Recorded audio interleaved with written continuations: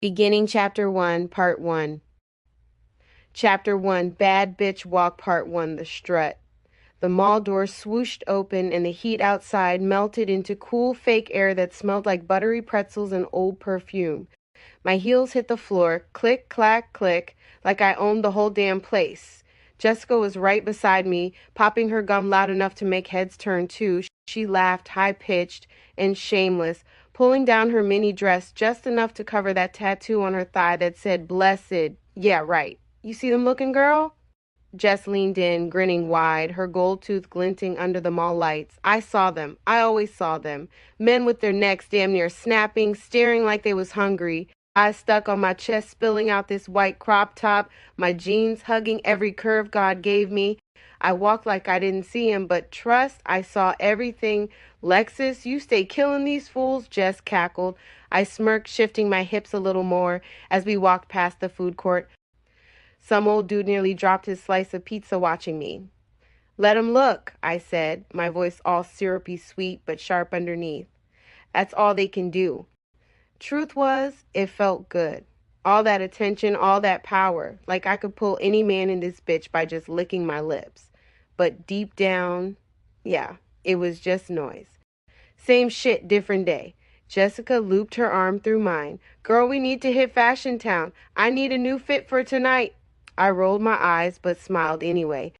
Jess always had a new man lined up or an old one crawling back. She kept a steady rotation. We strutted toward the escalator, me leading like always, my reflection caught in the glass, and I couldn't help but stare for a second. High cheekbones, hazel eyes, skin smooth and caramel glowing under these cheap-ass mall lights. Bad bitch. Yeah, that's what they all said. I kept walking. Part 2, Queen of the Mall. Bad bitch. Yeah, that's what they all said. I flipped my hair and led the way into Fashion Town like I had an appointment. Soon as we pushed through the glass doors, that wave of cheap-ass body spray and plastic hit me in the face.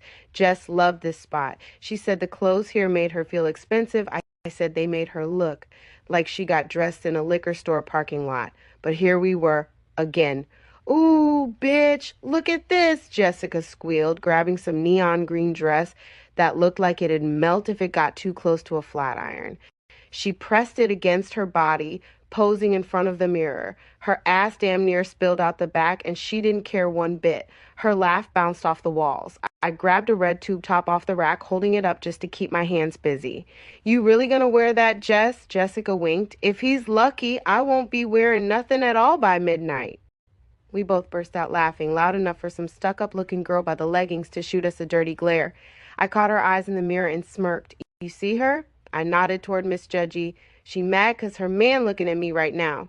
Jessica turned to peep, then busted out laughing even harder. "Girl, yes, he looking like he ain't never seen titties before." The guy was peeking from behind a rack of jeans, eyes wide, his girl yanking on his arm like she could drag him away from me. I loved it. Jessica leaned close, whispering loud on purpose. "Lexus, you a straight savage." I shrugged, sliding the tube top back on the rack. Ain't my fault they can't keep they men in check. But even as I said it, I felt that little itch inside, that little voice whispering, "Damn, this all you good for?" I shut it down quick. Jessica twirled around in front of the mirror again, checking her ass. "I swear, tonight finna be lit. You coming, right? Dre gonna be there, and girl, he been asking about you." I shook my head, eyes locked on my reflection again. Same face, same body, same hunger in my own eyes that I saw in all them men. "Nah," I muttered, fixing my lip gloss. "I'm good." Jessica gave me a side eye. "You too good now? Since when?" I didn't answer. Truth was, I wasn't thinking about no Dre. I wasn't even thinking about tonight. My eyes were already drifting toward the shoe store across the walkway, and the clean-cut dude standing inside watching me like he knew something I didn't. Part 3, the shoe man, and the clean-cut dude standing inside watching me like he knew something I didn't.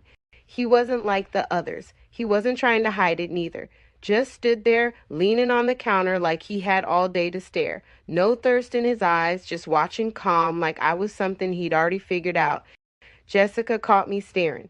"Girl, please tell me you see Mr. Church Boy over there giving you the eyes," she snorted, elbowing me. "He looked like he pay all his bills on time."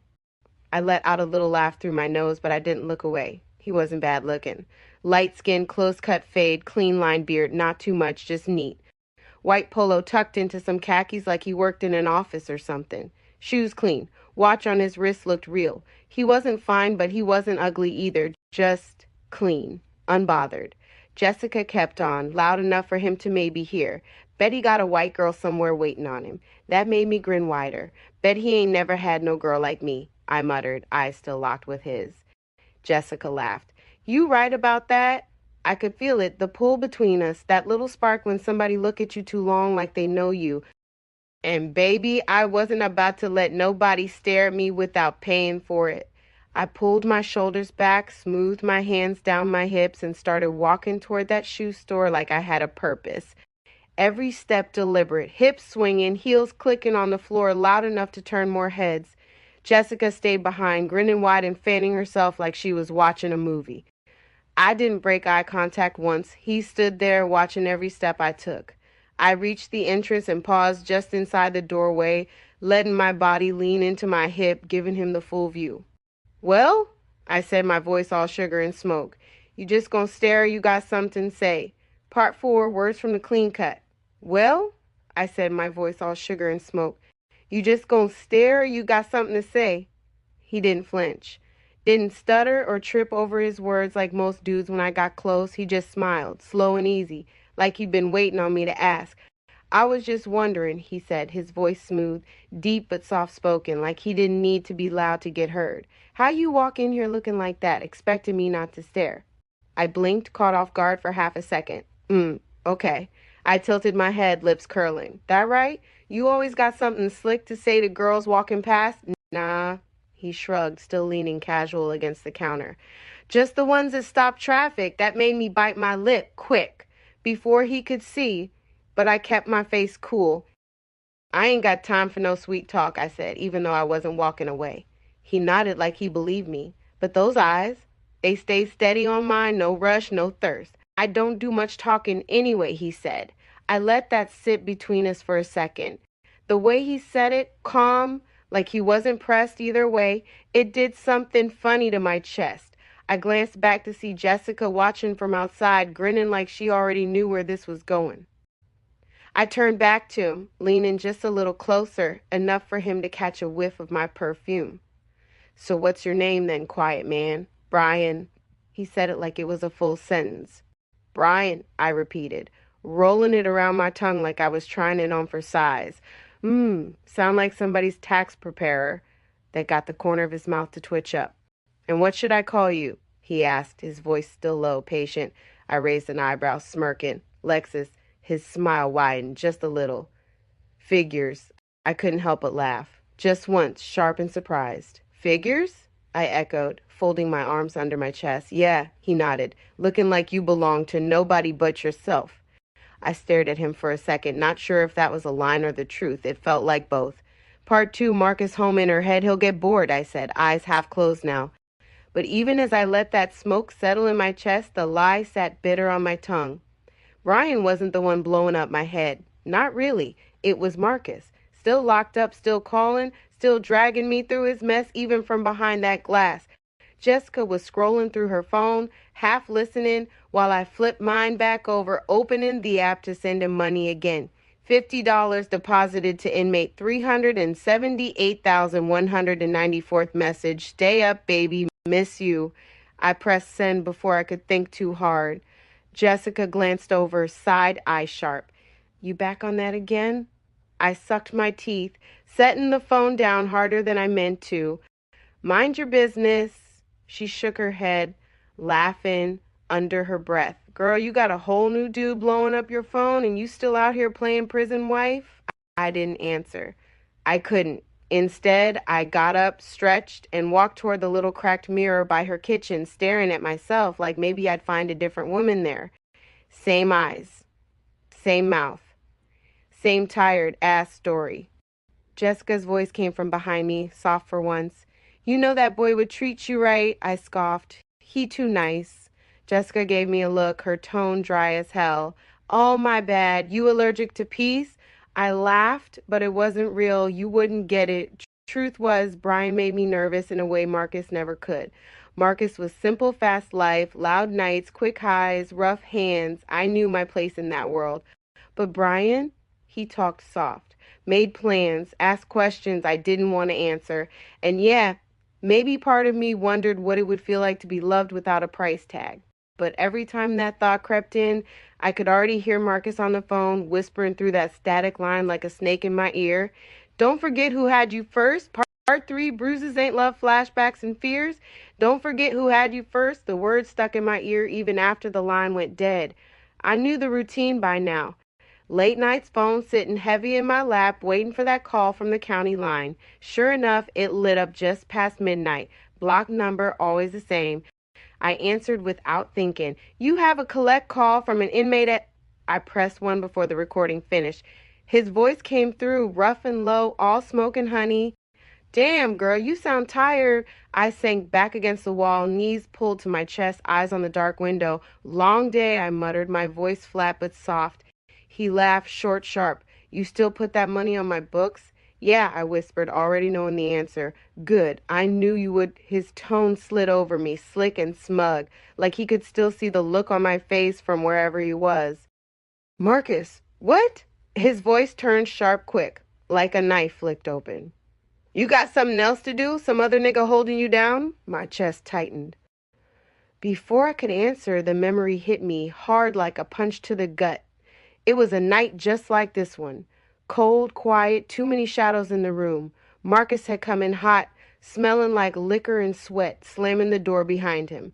Who the fuck you been texting? He'd snapped, snatching my phone right out of my hands before I could even blink. I tried to grab it back. Stupid. He'd shoved me, hard, my back hitting the wall with a crack that made my ears ring. Don't play me, Lexus, he'd growled, breath hot and sour on my face. You mine. You always been mine. I hadn't cried. I never did. I just sat there, heart pounding, letting him scroll through every text like I didn't exist anymore. When he was done, he dropped the phone in my lap, eyes still burning, and I'd said nothing, 'cause what was there to say? His voice snapped me back. You still there? Marcus asked, sharper now. I swallowed hard, my throat dry. Yeah, I breathed. I'm here. He let out a low chuckle, dark and satisfied. That's what I thought, he said. Don't forget, you mine, girl, always been, always will be. I stayed quiet, fingers digging into my own skin, stomach churning. Soon as I get out, Marcus promised we gonna run it back up. You and me, just like before. My hands were shaking by the time the call ended. I didn't even think, just grabbed a little pill baggie I kept tucked behind the dresser. One hit under my tongue, slow burning, softening everything. I closed my eyes, letting it melt me down to nothing. Somewhere in the distance, my phone buzzed again. Brian ignored. Beginning chapter, Good Guy Blues Part 1, answering anyway. My phone buzzed again, same number that had been blowing me up for weeks. Brian, I was laid out on my bed, high from half a pill and 2 shots of Hennessy, thumb hovering over that green button like it weighed 100 pounds. I wasn't supposed to care. I wasn't supposed to wonder what he wanted. But tonight, the quiet was too loud. Jessica wasn't answering. Marcus's collect call's been on hold since I was late sending money. Rent due, food low, and my nerves already twisted from nothing to do. So I answered. Hello? His voice came through calm as ever, smooth like it didn't bother him how long I'd been dodging him. Hey, Lexus. I sat up, caught off guard by how easy he sounded. You persistent, huh? I muttered, trying to sound bored. I don't chase, he said, cool as hell. But I don't mind waiting either. I let out a short laugh, dry and sharp. Oh, you one of those? Silence. Then he asked, soft and steady, you ate yet? I blinked, thrown off again. No. You should, he said, like it wasn't even a question. Come through. Chill. I'll order something. I should have hung up. Should have laughed in his face, but my stomach growled loud enough for me to hear it over the phone. I sucked my teeth. Fine, but I'm not staying long. That's cool, he said, unfazed. Address coming now. Click. I stared at the phone for a minute, my heart pounding louder than it had any right to. Part 2, takeout and small talk. I stared at the phone for a minute, my heart pounding louder than it had any right to. Didn't matter. I still threw on my jacket, slid my feet into my fuzzy slides, and called my ride like it wasn't nothing. Brian's apartment wasn't far, same side of town, but a whole different world. Quiet little street lined with duplexes and trimmed hedges. The kind of place where folks still put out them weakest garden flags and know they neighbors by name. I rolled my eyes soon as I stepped out the car. Too quiet. He opened the door before I could even knock. White tee, sweatpants, socks, looking like comfort wrapped in caramel skin. "You right on time," he said, letting me in like we did this every night. I walked past him slow, eyes sweeping the place out of habit. Neat. Smelled like clean laundry and something cooking, even though he wasn't cooking.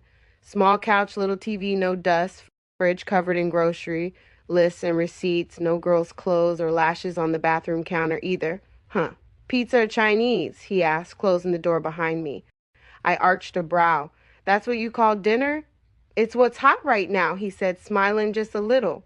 I snorted, trying to hide the way that smile hit different. "Chinese? Good choice." He pulled out his phone, already scrolling. "You drinking anything?"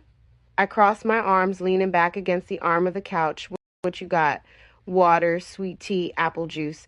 I laughed out loud, couldn't help it. "Damn, you really living like a toddler," he chuckled, unbothered. "Sweet tea it is." I watched him move to the kitchen, pouring drinks like we was some old couple setting in for the night. Part of me wanted to clown him harder. This was too easy, too soft. But sitting on that couch, smelling the clean air and waiting on takeout, I felt something settle in me I didn't want to name. He came back with 2 glasses, setting one down in front of me before sinking into the chair across from me. "So," he said, eyes steady on mine, "why you really come?" I took a sip, letting that cold sweet tea cool my throat before I answered.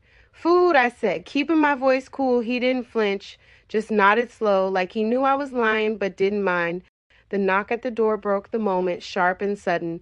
"Food's here," he said, standing up like this was all part of the plan, and maybe it was. Part 3, high behind his back.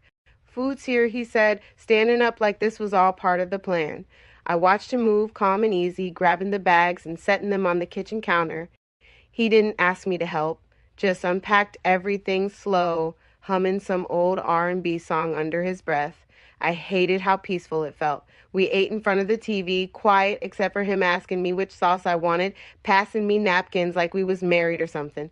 No rush, no drama, just sweet tea and orange chicken. I kept catching myself relaxing, letting my shoulders drop, laughing soft at his dry little jokes, and it pissed me off.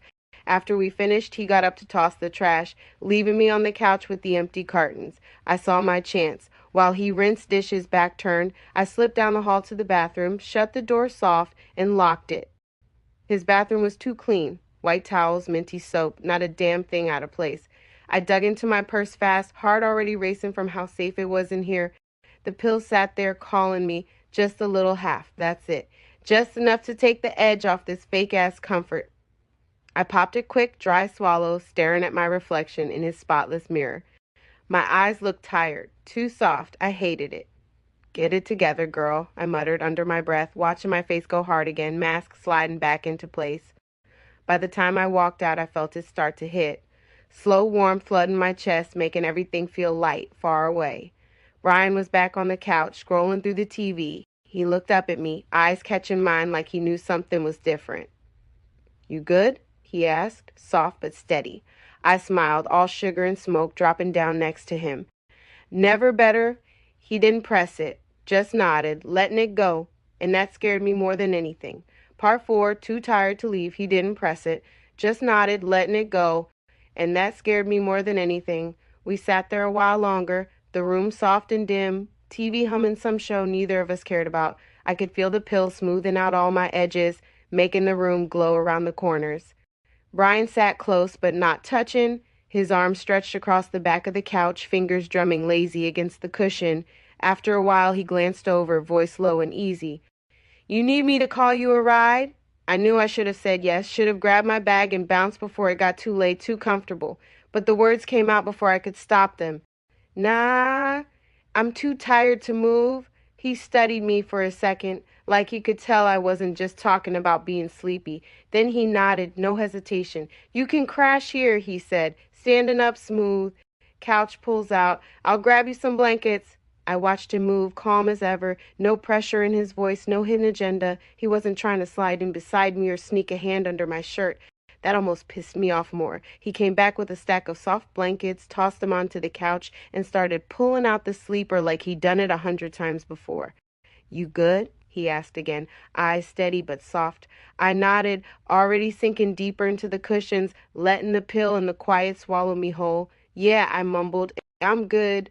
He turned off the lights, leaving just the soft glow of the street lamp spilling through the blinds. Night, Lexus, night! I heard his door click shut down the hall, but I stayed awake a while longer, staring at the ceiling, listening to the silence. My body relaxed into the couch, every muscle gone soft, but inside my mind was screaming again. Part 5, sleeping in safety, dreaming of danger, but inside my mind was screaming again. I laid there, curled up under Brian's soft-ass blankets, the couch pulling me down like quicksand. Everything was too quiet. No sirens outside, no loud-ass neighbors yelling. No bass thumping from somebody's car, just the faint hum of his fridge and the soft wind pushing at the blinds. It made my skin crawl. I stared at the ceiling, eyes half-lidded, chest heavy from the pill. I could hear Brian moving around in his room, closing drawers, pulling the chain on his lamp, locking his door with a soft click. He trusted me in his house, alone, like I wasn't the kind of girl who'd rob him blind or leave a mess behind. And maybe that's what bothered me most. I could still hear Marcus's voice in my head, rough and sharp. Ain't nobody gonna love you like me, Lexus. You built for this life. He wasn't wrong. I didn't belong here. Didn't belong wrapped up in clean blankets in a clean house with some clean man who smiled soft and spoke slower than my heart could beat. I belonged in the streets, in the heat, in the backseats, in the alleys, in the dark corners where nobody asked questions. But for tonight, I was here, and as my body sank deeper into the couch, my eyes finally slid shut, the quiet smothering me whole. I knew I'd ruin it soon enough, but right then I let myself pretend. Chapter 2 Worlds, Part 2, Letting Go for Now. The smell of eggs and toast woke me before the sunlight did. I opened my eyes slow, blinking against the soft light spilling through his blinds. For a second I forgot where I was, wrapped up in thick blankets on his pull-out couch, the air too still, too clean. Then I heard him in the kitchen, quiet, moving around like this was just any other morning. I laid there watching the ceiling, that same itch creeping under my skin. Too much quiet, too much soft. I sat up slow, muscles still heavy from the pill, and stretched. My mouth was dry as hell. Morning, Brian's voice floated in, calm and steady. I looked over my shoulder. He stood there, leaning on the kitchen doorway, spatula in one hand, smirking just a little. You hungry? He asked, like we did this every day. I wanted to roll my eyes, but my stomach growled before I could get the words out. He laughed under his breath and nodded toward the kitchen. Come on, food's almost done. I got up, legs a little shaky, and followed him in.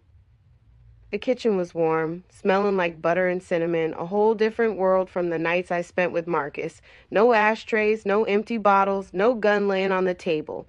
Just clean counters and 2 plates already set. He fixed me a cup of sweet tea without asking, slid it toward me like it was routine. Sleep good? He asked, flipping the last piece of toast onto a plate. I shrugged, taking a sip, letting the sugar sit heavy on my tongue. It's quiet here, I muttered. Yeah, he said, sitting down across from me. I like it that way. We ate in silence for a minute, the soft clink of forks the only sound between us. He didn't rush me, didn't push for conversation, just sat there, easy in his skin, like he wasn't expecting anything from me, and maybe that's what messed with me most. When we finished, he leaned back, eyes locked on mine. You don't have to run off, he said, voice low but sure.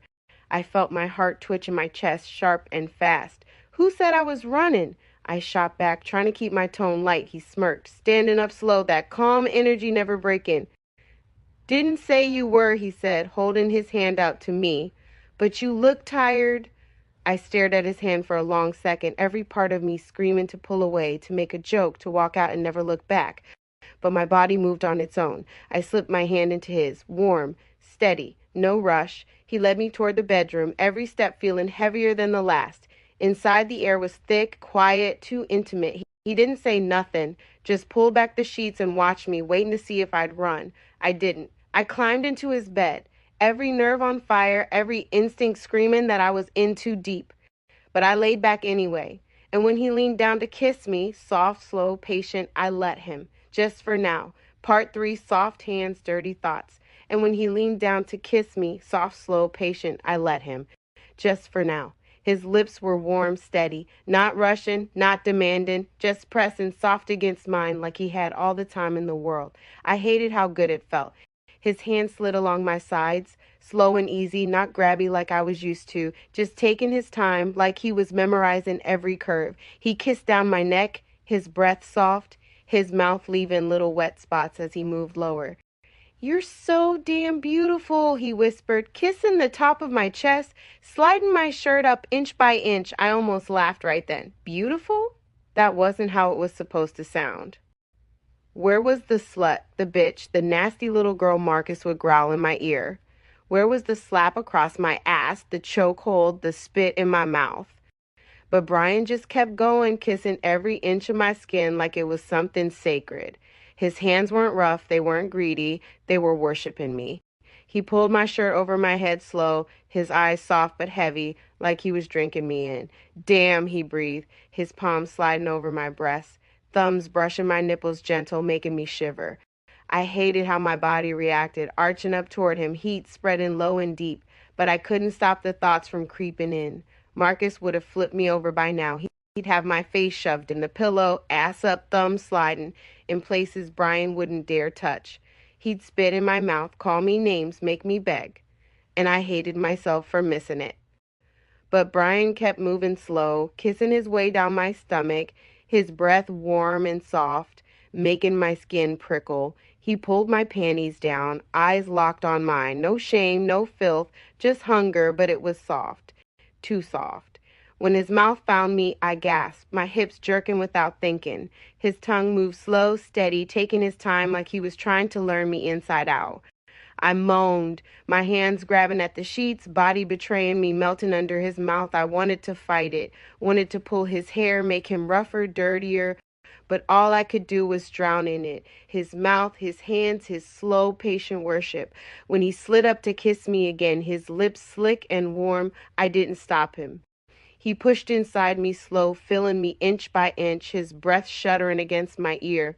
"Fuck," he groaned, his voice deep and thick. I wrapped my legs around him, my body burning, every nerve on fire.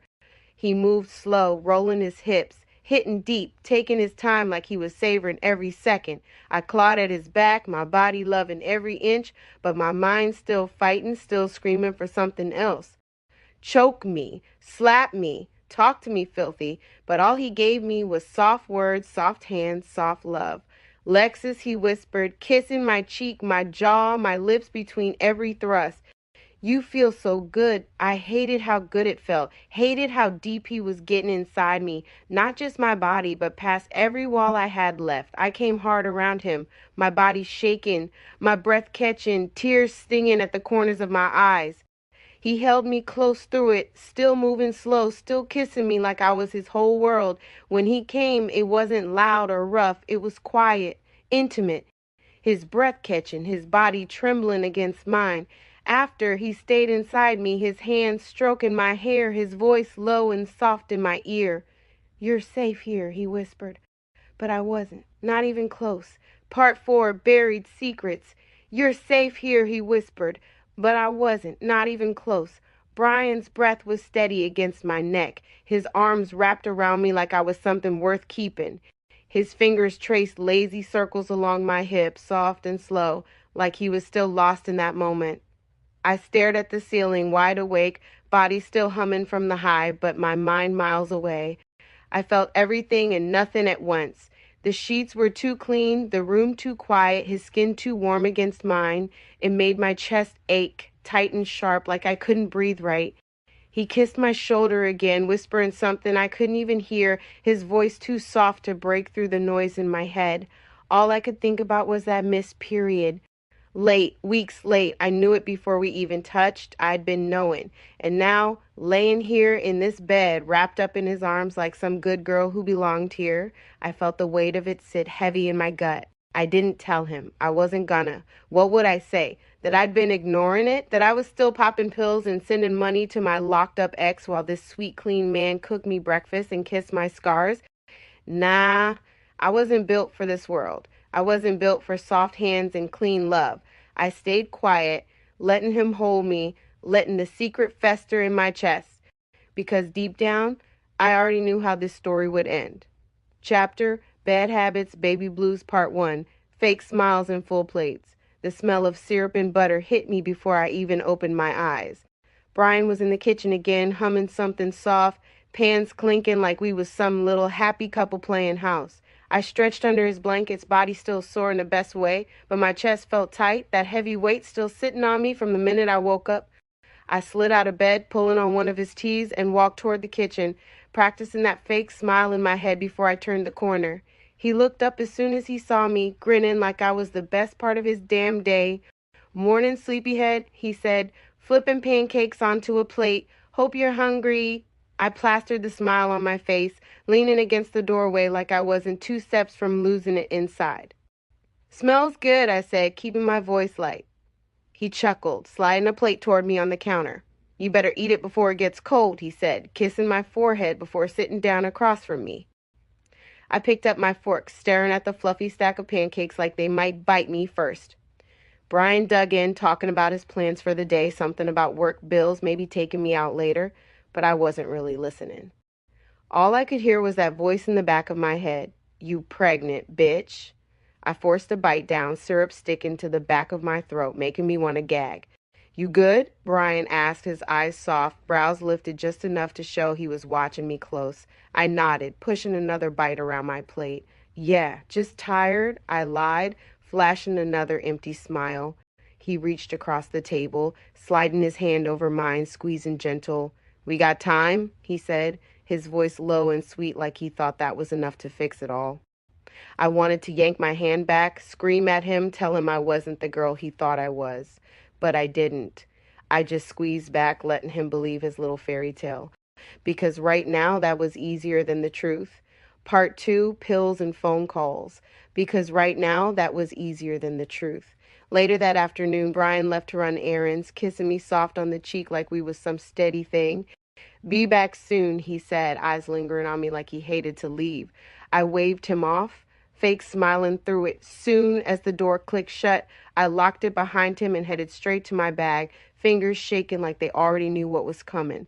I dug out the little baggie, pulled out one pill and popped it quick. Dry swallow, no hesitation.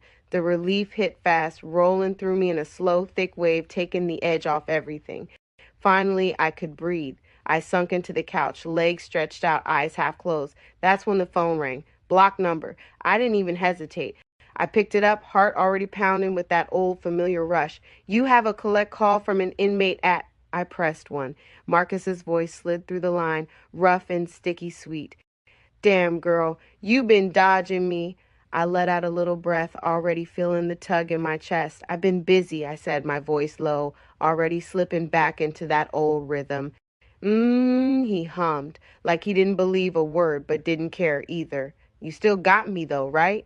I didn't answer. He laughed soft, deep, and dark, like he could hear the answer anyway. "Yeah, you still mine, no matter where you lay in your head at night." I closed my eyes, letting his voice pull me under. "You know what I'm gonna do when I get out, right?" he asked, voice dropping lower. I didn't speak, but my breath caught anyway. "I'm gonna flip you over as soon as I see you," he kept going, slow and filthy. "Remind you what you really missing. All that soft shit you been pretending to like, that ain't you, Lexus. You built for me." My thighs pressed tight, breath shallow, stomach twisting with guilt and want. "You know it," Marcus whispered. "Say it." I bit my lip hard, not letting the words out, but inside they screamed anyway. I hung up without another word, heart pounding, chest tight. I sat there high and numb and burning all at once. I was still his, and I hated it. Part 3, what you gonna do? Jessica confession scene. I was still his, and I hated it. I couldn't sit in that quiet any longer. I grabbed my phone, thumb shaking a little, and texted the only person who wouldn't judge me out loud. "Me bitch, you home?" "Jessica, always, slide." I didn't even think twice. By the time I walked into Jessica's apartment, my heart was already thumping hard. She was sitting on her floor, cross-legged like always, rolling up another blunt, a reality show screaming on the TV. She barely looked up. "Damn, you look like hell," she snorted. "Lighten up."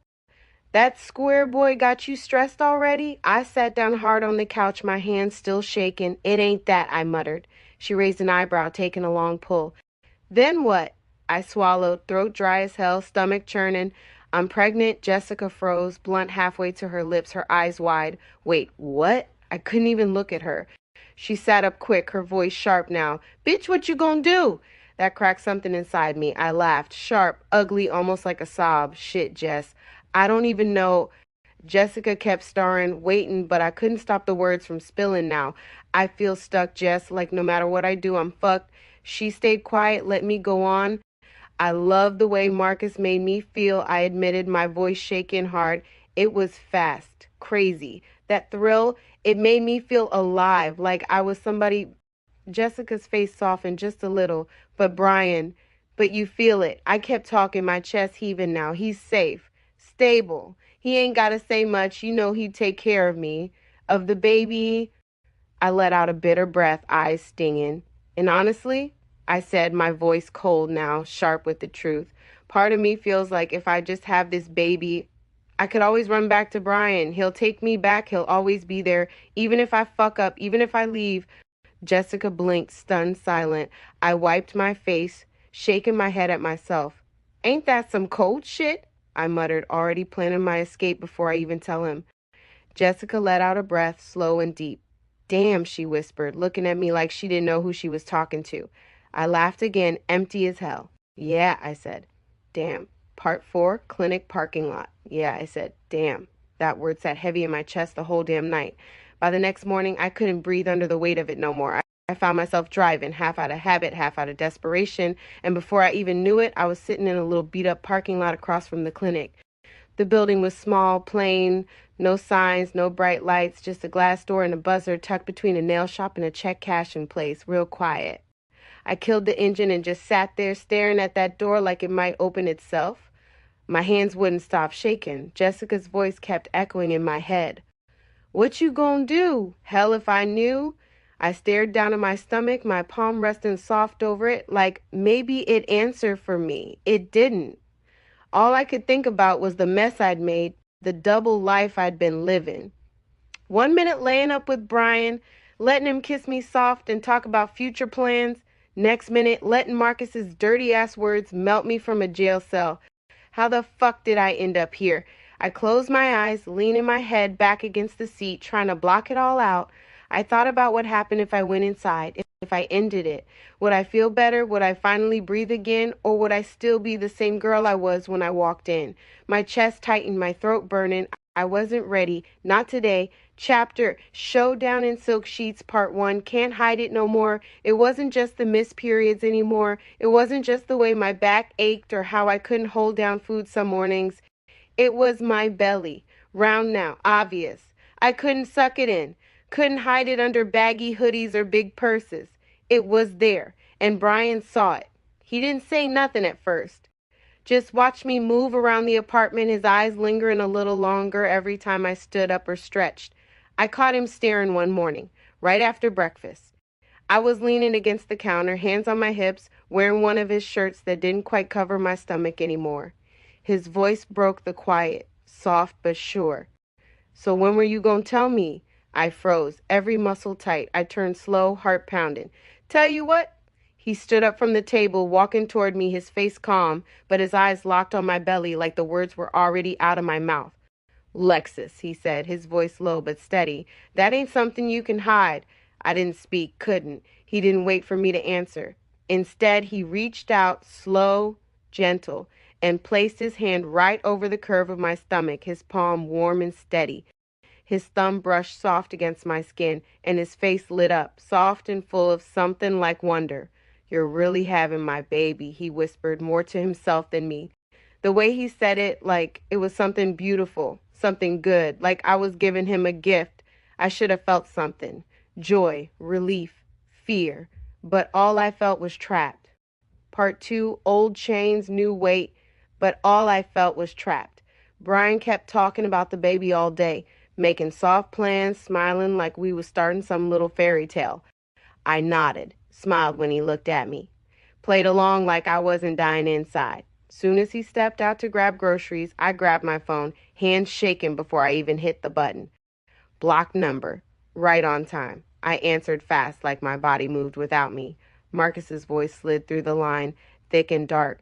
Damn, girl, you been ghosting me. I closed my eyes, leaning back against the couch. I've been busy, I muttered, my voice already dropping into that old rhythm. Yeah, I bet, he laughed, a sound sharp like broken glass. He know yet?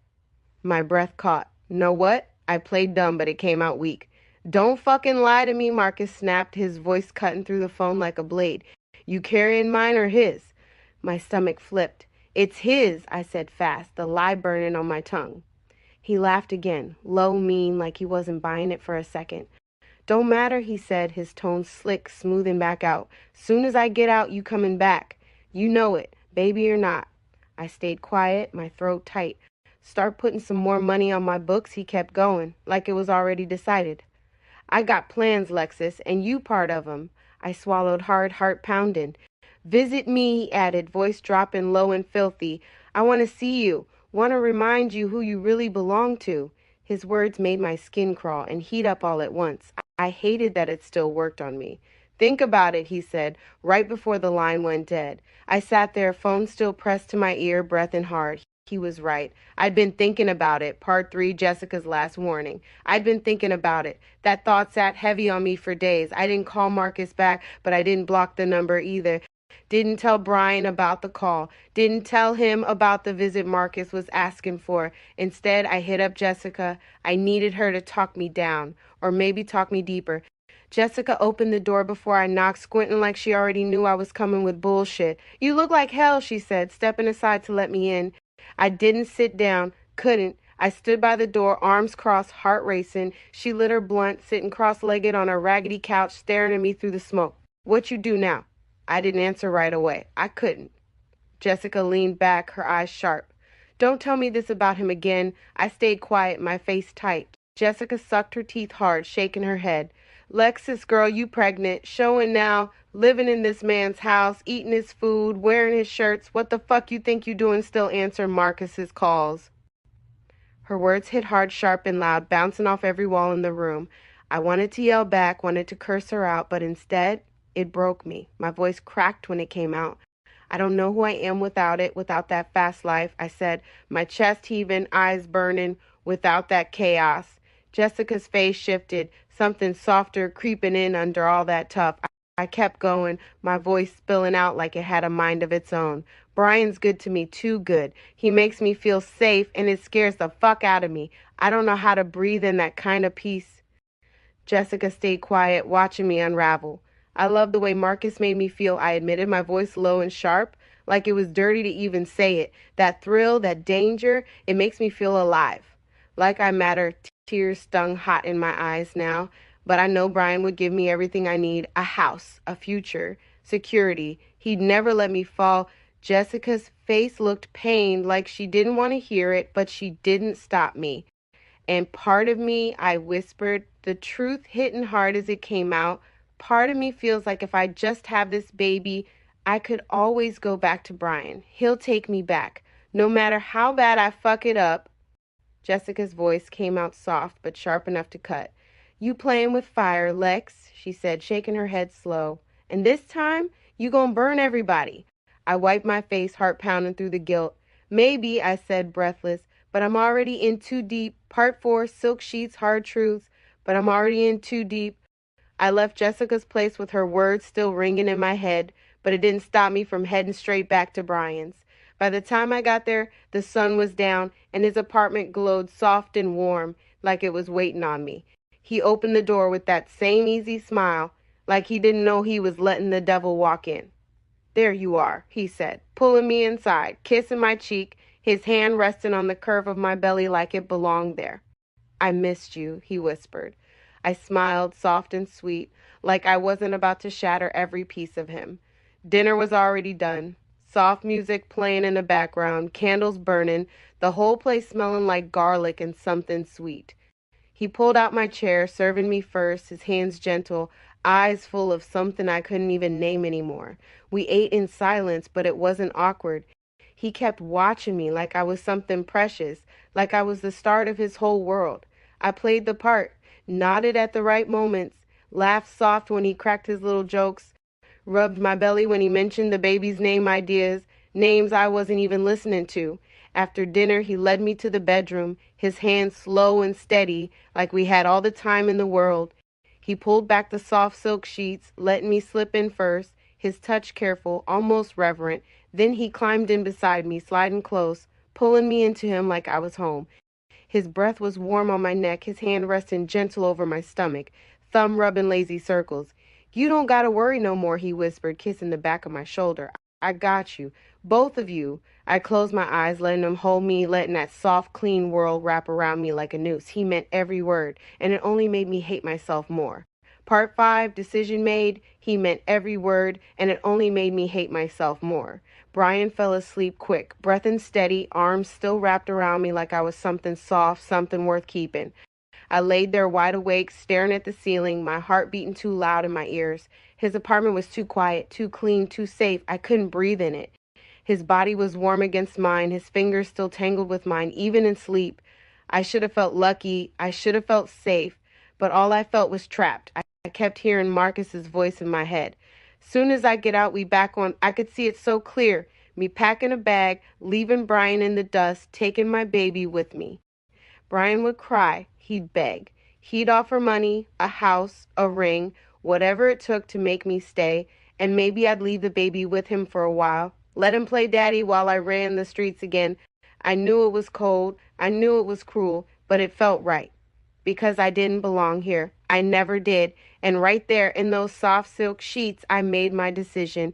Soon as Marcus got out, I was gone. Part 1, release day. The morning Marcus called, my heart didn't even race. I answered with dead hands, phone on speaker, his voice already scratching through the line. "I'm out," that was it. Not hello, not I missed you, just I'm out. I didn't cry, I didn't panic, I just moved. I packed in silence, old jeans, a hoodie, some flats I could walk the blade in. Brian was at work, Brian Jr. down for a nap, his soft little breast filling the room. I couldn't look at him, couldn't even look at the crib. I grabbed my bag and scribbled a note, hand shaking too hard to write anything more than 2 words. "I'm sorry." I left it by the coffee pot, right next to Brian's favorite mug. Then I walked out that door and didn't look back. Part 2, first ride back. Marcus waited outside the jail with that same cocky-ass grin, rocking his black Raiders jacket like nothing had changed. I pulled up slow. He slid into the passenger seat without a word, leaning back, spreading his legs wide like he owned the whole damn car. "About time," he muttered, reaching over to squeeze my thigh like we hadn't skipped a beat. We drove through West Oakland, past his grandma's house on 34th and Chestnut, 2 blocks from San Pablo, same spot where we used to post up selling pills and fucking up our lives. The streets looked smaller now, but the air still smelled like fire and sweat. "You miss this?" he asked, eyes glinting sideways at me. I didn't answer. He laughed, dark and low, already knowing the truth. Part 3, new rules, old game. That night he took me to Berkeley, up in the hills near the college, streets clean and lined with trees. We pulled up to Carl's house, a big white boy with too much money and not enough sense, the type that paid for company just to feel dangerous. Inside, it was drinks first. Tequila burning my throat, my stomach churning from nerves. Then came the Coke. Marcus laid it out like a magic trick, 2 fat white lines on a glass table. "First one's free," he grinned. I hesitated, but only for a second. I snorted it fast, the burn slicing through my nose and straight into my brain. And just like that, I was floating. I didn't care about nothing. Not the baby I left, not Brian, not even myself. I was warm, weightless, like I'd slipped into some soft, glossy dream. Carl watched me with greedy eyes. "You good?" he asked, his hand already sliding up my thigh. I nodded, the Coke making everything feel distant and slow. "Let's go upstairs," he said. I followed without a word. The sex was dirty, fast, but I barely felt it. His hands on me, his body inside me, all of it blurred through the fog of cocaine. I faked moans, rolled my hips, did what I knew he wanted. When it was over, he paid Marcus thick, then gave me another bump for the road. "You a natural," Marcus whispered in my ear as we walked out. I didn't answer. I was too numb to care. Part 4, Brian's empty house. While I was somewhere between high and hollow, Brian came home to an empty apartment. The crib still sat in the corner. Brian Jr. still there, safe, asleep, untouched. The note sat by the coffee pot. Brian picked it up, read those 2 words, and his face broke. But he didn't cry. He just picked up his son, held him close, and whispered something I'd never hear. Then he packed their bags and left, moving somewhere cleaner, safer, with a new woman who'd never leave him like I did. Part 5, full circle. Me and Marcus ended up in a motel on West MacArthur that smelled like piss and cheap smoke. The sheets were sticky, the walls thin. I was high again. Marcus kept feeding me lines, spending every dollar I earned that night. I worked the blade up and down San Pablo, taking rides with Mexicans, white boys, anyone who flashed cash. Sex in cars, in alleys, on piss-soaked mattresses, fast, filthy, forgettable. Sometimes they were rough, pulling my hair, choking me, pounding me like I wasn't even human. Sometimes they were gentle, but that was worse. Every time I needed more coke to get through it. Marcus watched it all from the shadows, smiling like a proud father watching his daughter hustle. "See?" he'd whisper. "Told you? This where you belong." And I believed him, because by then I did. Final chapter, Ghost in Daylight Part 1, same streets, new face. The streets didn't look different. Same cracked sidewalks, same rusted street signs leaning like they was tired too. San Pablo still hummed with cars creeping by slow, men staring out of open windows looking for something cheap. And there I was, older now, face thinner, skin dull under the makeup I barely bothered with anymore. My hair hung limp under my hood, and my boots scuffed from too many nights walking these blocks. Nobody called me pretty these days. Nobody called me Lexus. Out here, I didn't have a name. I was just another girl in the lineup, waiting to get picked up. I couldn't remember how long it had been since Marcus disappeared, locked up, dead, or just gone. Didn't matter. He'd done his job already. Left me right here, stuck on these streets, my body not even my own anymore. I'd lost count of the men. White boys from Walnut Creek rolling through in lifted trucks, want me to call them sir. Mexican landscapers who barely spoke English but knew how to pull my hair hard enough to make me forget my name. Old men with soft hands and thick wallets paying extra just to be rough. Every night blurred into the next. I'd lost track of the drugs too. Coke, pills, meth, whatever kept me from feeling the weight of it all. And I was good at it. Numb was the only thing I could afford now. That afternoon, I walked slow down San Pablo, thumbing a cigarette, watching the cars crawl by. It was hot, one of those Oakland days where the sun felt sharp, like it was trying to burn the dirt off everything. I didn't expect nothing, didn't want nothing. But then I saw them. Final chapter, Ghost in Daylight Part 1, broken and owned. It wasn't the streets that killed me, it was Marcus. By now, he had every piece of me. The money? Gone the second it hit my hands. He took it all, every dollar from every trick, every dirty alley job, every backseat grope from men I didn't even look at anymore. The drugs? He kept those too, controlled my high like he controlled everything else. And the beatings? They came regular. Sometimes it was because I wasn't fast enough bringing his cash. Sometimes it was because he was high and needed something to hit. And sometimes I swear it was just because I was still breathing. I stayed numb most of the time. Coke, meth, pills, whatever was around, anything to keep me from feeling the bruises or the shame. But even high as I was, I knew I wouldn't survive the next time. He was getting worse, more violent, more unpredictable. One night after he choked me till I blacked out, I came to with my face pressed to the motel carpet, blood trickling from my mouth. He was gone. Out getting high somewhere, spending my money. And I knew I had to run. I didn't pack nothing. Didn't even grab shoes. I just stumbled out the door, barefooted, shaking, heart pounding through my cracked ribs. And I walked. Didn't know where I was going at first. Just kept moving through West Oakland, past San Pablo, past every motel and corner I'd sold myself on, till I found myself on a street I hadn't seen in years. Bryan Street. Part 2, running toward Ghost. Bryan Street. I hadn't meant to end up here, but my feet kept moving like they knew something I didn't. I stood on the corner, hiding behind a busted street pole, heart pounding under my bruises, breathing hard through cracked lips, and there they were, across the street, right in front of a bright, clean little house with flower pots on the steps. Brian, still clean cut, still fine, but looking stronger now, grown into himself, dressed nice in a fresh button-up and watch, smiling easy. He stood on the sidewalk, holding the hand of a little boy who looked just like him, my son, Brian Jr., bigger now. Maybe 4, maybe 5, laughing up at his daddy like he didn't have a care in the world. Next to them stood a woman, light brown skin, thick curly hair, pretty face, all done up in a soft sundress. Marissa, his fiancée. They looked happy, whole, like I'd never existed. I stayed in the shadows, watching, heart twisted up in a way I couldn't name. Brian lifted his son up, swinging him onto his shoulders, and the boy laughed so loud it carried across the street. I felt something crack inside me, but I didn't move, didn't dare step out from the dark, because I already knew I didn't belong there, not anymore. Part 3, Brian's eyes. I didn't belong there, not anymore. Brian's perspective. I felt it before I saw her, that strange chill, like a ghost walking over your grave. I was lifting Brian Jr. up onto my shoulders, laughing with Marissa as she adjusted his little backpack, when something made me glance across the street.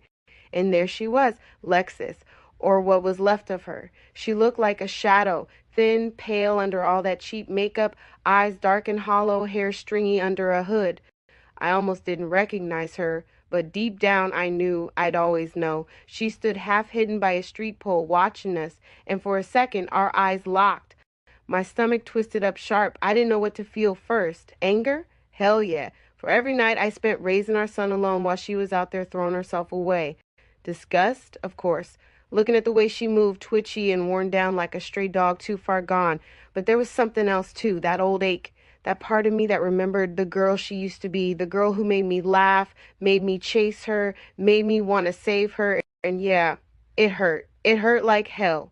'Cause that wasn't her no more. She was gone, just a ghost watching from the dark. Part 4, cross lines. She was gone, just a ghost watching from the dark. I thought that was the end of it. Thought she'd drift back into the streets like she always did. But later that night, after I put Brian Jr. to bed and Marissa was upstairs, the knock came. Soft, hesitant, but steady. I opened the door, and there she was, Lexus. Up close, she looked even worse than she had from across the street. Her face was gaunt, lips cracked, arms thin and bruised beneath a too-tight jacket. Eyes dead. Brian, she said, her voice scratchy, barely above a whisper. I didn't move, didn't invite her in. She didn't expect me to. She just stood there on the porch, swaying a little, arms crossed tight like she was holding herself together. I ain't here to cause no trouble, she muttered, glancing around like she couldn't stand still. I need some money. The words hit me like a slap. Money. That's all I was to her now, not the father of her son, not the man who once loved her, just a quick payout. I kept my voice low, cold. You need help, I said, eyes locked on hers. Rehab, shelter, something. Not this. She laughed, dry, sharp, broken. Ain't no help for me, Brian, she said, eyes flicking down to the porch boards. Ain't no fixing me. Her words sunk in deep, and I realized right then she wasn't here to get better. She was here to survive another night. Please, she whispered, eyes glossy now, her lips quivering. I just need enough to get through, that's all. I wanted to slam the door, wanted to curse her out, but I couldn't. I handed her 2 folded 20s, quiet, shame-heavy on both sides. Her hand shook as she took it. She didn't say thank you, she just turned and walked off into the dark. And I stood there watching her disappear again, same as always. Part 5, threats and warnings. Same as always, I figured that'd be the last of it. But it wasn't. 2 nights later, I was locking up my shop after a late shift when he showed up.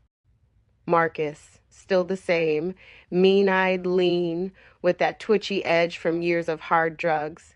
He stepped out from the shadows, blocking my path. Brian, he said, grinning like we was old friends, we need to talk. I didn't flinch, didn't speak. He got closer, his breath smelling like smoke and something rotten. She came seeing you, right? He asked, voice slick. Got her little pity money, I bet. I stayed quiet, my jaw tight. He chuckled, dark and low. She belongs to me, man. Always has, he said, his words sharp as razors. But I know you got something soft for her, and I know you'd pay to keep her safe.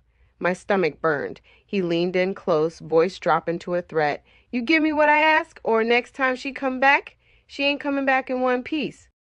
I laughed. Short, cold. Then I pulled the gun from my waistband. Smooth, steady, no hesitation. I didn't even point it, just let him see it. His grin faded fast. You come near me again, I said, my voice dead calm. I'll bury you right here on this sidewalk, and no one gon' miss you.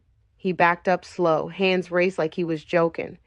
I hear you, he muttered, his voice weak now. I watched him fade into the dark. Didn't feel good about it. Didn't feel bad either. Just tired. Part 6, unbroken cycle. Just tired. I should have known it wouldn't end there. Marcus found her that same night. Nobody had to tell me. I heard it through Jessica. She called me hours later, voice panicked. crying hard into the phone. "It's bad, Brian," she sobbed. "He beat her bad this time. Real bad." I didn't hesitate. I went straight to Highland Hospital, heart pounding, fist clenched tight the whole drive. When I got there, Jessica was in the waiting room, eyes swollen, hands shaking. "She won't let nobody in," she whispered, "but maybe she'll talk to you." I walked down the hallway slow, breathing deep. When I pushed open the door, there she was, Lexus, laid up in that hospital bed, face bruised and swollen, one eye nearly shut, lips cracked and bleeding. She looked smaller than I remembered, fragile, but her eyes, still hard, still cold. She looked at me through all that pain and gave the smallest bitter laugh. "Told you there ain't no help for me," she rasped. I pulled the chair close, sitting down, my voice low. "You don't gotta live like this." She rolled her eyes, wincing from the pain. "I already chose, Brian." I sat there quiet for a long time. Then I asked her plain, "You want help or not?" She didn't answer right away. Her breath was shallow, her body trembling under the thin hospital blanket. Then she shook her head, slow and steady. "No," she whispered. "No rehab, no church, no saving. I'm gone, Brian, been gone." My throat tightened, but I nodded because I believed her. 1 week later, I saw her again. Same street, same corner, same cold stare, still walking San Pablo, still selling what little she had left. She didn't look my way, didn't need to. She wasn't mine to save anymore. Author's note: this story is fiction, but the pain is real. If you're a young woman caught up in drugs, prostitution, or abuse, please know there is help. You are worth saving. You don't have to stay trapped in that life. Reach out to a local women's shelter, addiction hotline, or domestic violence center. Talk to someone who can help before it's too late. You deserve safety, love, and a future. Don't wait for tomorrow. Choose yourself today. Ghost in Daylight, a novel by Harrison. Lexus always knew how to turn heads, loud, wild, and unafraid. From the streets of East Oakland, she struts into Brian's life, a clean-cut shoe store clerk with soft eyes and steady hands. He offers her kindness, safety, and love, but Lexus is addicted to the fast life. Torn between two worlds, she craves the chaos of Marcus, her abusive boyfriend, who feeds her thrills, drugs, and pain. When Marcus goes to jail, Lexus leans into Brian's quiet comfort, but her heart remains tied to the streets. A pregnancy only deepens the divide. What begins as a fragile romance spirals into a nightmare of addiction, prostitution, and violence. Lexus walks the blade of West Oakland, losing herself in backseats, alleys, and motel rooms, numb from the drugs and her choices. Years later, Lexus is just another ghost on San Pablo Avenue, watching Brian thrive, raising their son with a new woman while she drifts deeper into the shadows. Ghost in Daylight is a gripping, heart-wrenching urban tragedy about love, loss, addiction, and the brutal consequences of chasing the wrong kind of freedom. Author's note: if you are trapped in a life of prostitution, drug use, or abuse, please know you are not alone, and it's never too late to seek help. Reach out to trusted organizations, shelters, or hotlines in your city. You are worthy of love, healing, and safety. Choose yourself before it's too late.